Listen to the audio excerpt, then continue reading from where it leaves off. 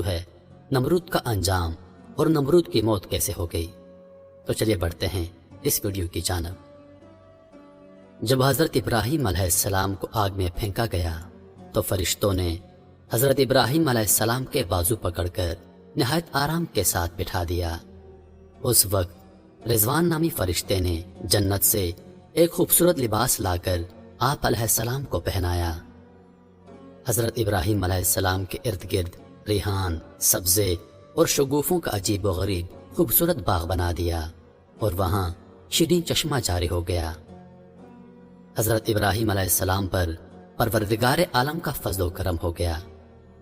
حضرت اسرافیل علیہ السلام ہر صبح و شام خدا کے حکم سے لذیذ قسم کا کھانا جنت سے پہنچاتے۔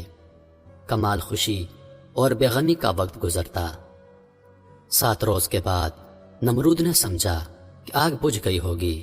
اونچے محل پر چڑھ کر روزانہ نمرود دیکھتا اور حضرت ابراہیم علیہ السلام کے زندہ رہنے سے خوف کرتا کہ اگر یہ اپنے خدا کی مدد سے زندہ نکلا تو مجھ پر اور ملک پر آفت آن پڑے گی۔ اور کبھی کبھی اپنے دل کا یہ ڈر اپنے ساتھیوں سے بیان کرتا۔ اس کے ساتھی اس کو تسلی دیتے کہ آگ میں سنگ خارا بھی اگر ڈالا جائے تو وہ بھی پگھل جائے گا، کیونکہ آگ اتنی زیادہ شدید ہے۔ ایک دن نمرود نے بڑے غور سے اپنے محل پر سے دیکھا کہ حضرت ابراہیم علیہ السلام کے ارد گرد عمدہ گلستان ہے اور شیریں چشمہ وہاں جاری ہے۔ نمرود نہایت حیران ہوا، اضطراب اور پریشانی سے سرگردان ہوا اور کہا، اے ابراہیم، تجھ پر اس آگ کو کس نے گلزار کر دیا؟ حضرت ابراہیم علیہ السلام نے جواب دیا کہ میرے پروردگار کا یہ ادنا سا اثر ہے۔ نمرود نے کہا، جس کی قدرت کا یہ ادنا اثر ہے، فی الحقیقت وہ بڑا پروردگار ہے۔ 40 یا 50 دن حضرت ابراہیم علیہ السلام اس گلزار میں رہے۔ آپ علیہ السلام فرماتے ہیں کہ ایسا خوشی کا وقت میں نے ساری زندگی دوبارہ کبھی نہیں دیکھا۔ اس کے بعد حضرت ابراہیم علیہ السلام اس راگ سے جو پہاڑ کے مانند تھا باہر نکل آئے۔ از سر نو نمرودیوں کو وعظ اور نصیحت شروع کی۔ نمرود نے چند دن کی مہلت مانگ دی تو اس کے وزیر نے کہا کہ اتنی مدت تو نے خود خدائی کی، اب دوسرے کی بندگی اختیار کرتا ہے اور اپنے لیے شرمندگی اور رسوائی اختیار کرتا ہے۔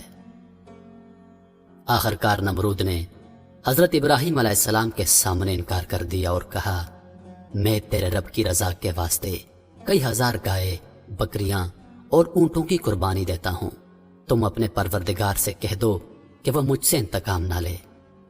حضرت ابراہیم علیہ السلام نے فرمایا کہ ایمان کے بغیر قربانیاں قبول نہیں ہوتی، پھر بھی تیرے واسطے دوزخ ہی ہوگی۔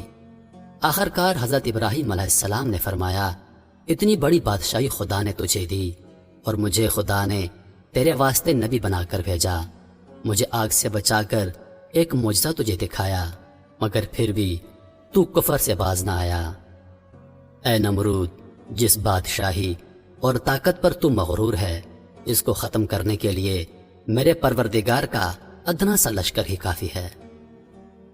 نمرود نے کہا، دنیا میں میرے علاوہ کوئی بادشاہ نہیں اور میری بارگاہ کے علاوہ کوئی بارگاہ نہیں۔ اگر آسمان کے بادشاہ کی فوج ہے تو اس سے کہہ دو کہ مجھ پر اپنی فوج مسلط کر دے، میری حشمت اور لڑائی کا تماشا کرے۔ تب حضرت ابراہیم علیہ السلام نے دعا کی۔ دعا کے بعد حضرت جبریل علیہ السلام آئے اور کہا، نمرود سے کہہ دو کہ ہماری فوج آ رہی ہے، تم تیاری کر لو۔ حضرت ابراہیم علیہ السلام نے نمرود کے سامنے اعلان جنگ کر دیا۔ نمرود نے 3 دن کی مہلت مانگی۔ ان دنوں میں اس نے لاکھوں کی فوج اکٹھی کی، طرح طرح کے ہتھیار اکٹھے کیے اور میدان میں جمع ہو گیا۔ چوتھے روز حضرت ابراہیم علیہ السلام تنہا نمرود کی فوج کے سامنے گئے تو ان لوگوں نے کہا، اے ابراہیم، آسمانی فوج کہاں ہے؟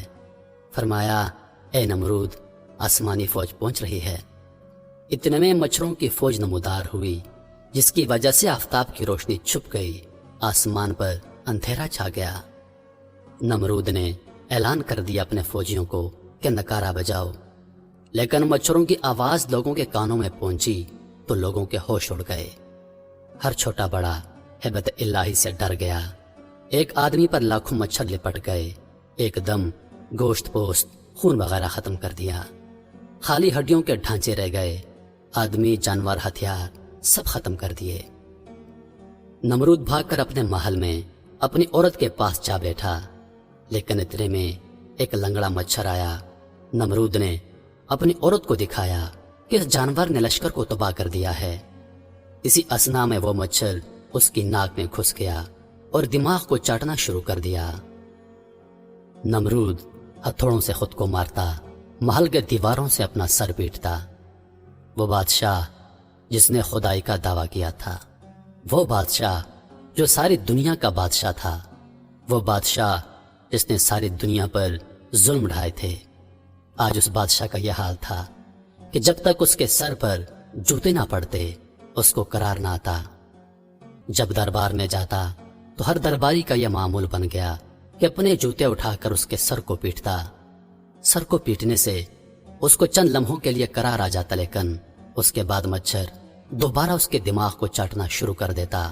یہ چیختا چلاتا، محل کی دیواروں سے اپنا سر پیٹتا، ہتھوڑوں سے اپنے سر کو پیٹتا، لیکن قرار نہ آتا۔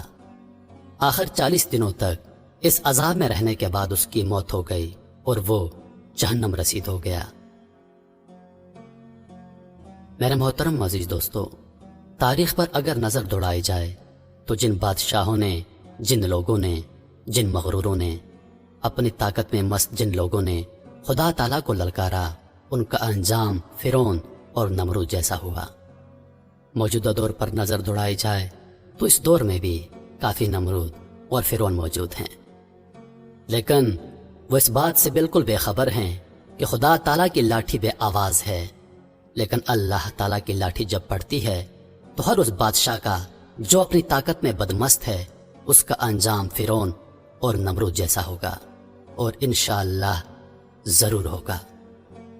میں امید کرتا ہوں کہ ویڈیو آپ دوستوں کو پسند آئی ہوگی۔ ویڈیو پسند آ جائے تو لائک اور شیئر ضرور کر دیجیے گا، اور آنے والی نئی ویڈیوز کے لیے ہمارے چینل کو سبسکرائب کر دیں اور ساتھ میں موجود گھنٹی کے بٹن کو ضرور دبائیں تاکہ ہماری ہر نئی آنے والی ویڈیو سب سے پہلے آپ تک پہنچے۔ مجھے دیجیے اجازت، زندگی رہی تو اگلی بار ایک اور ویڈیو لے کر آپ کی خدمت میں حاضر ہوں گا۔ تب تک کے لیے خدا حافظ۔ اللہ پاک آپ سب کا حافظ و نگہبان۔ ہنستے رہیے اور ہمیشہ مسکراتے رہیے، کیونکہ مسکرانا سنت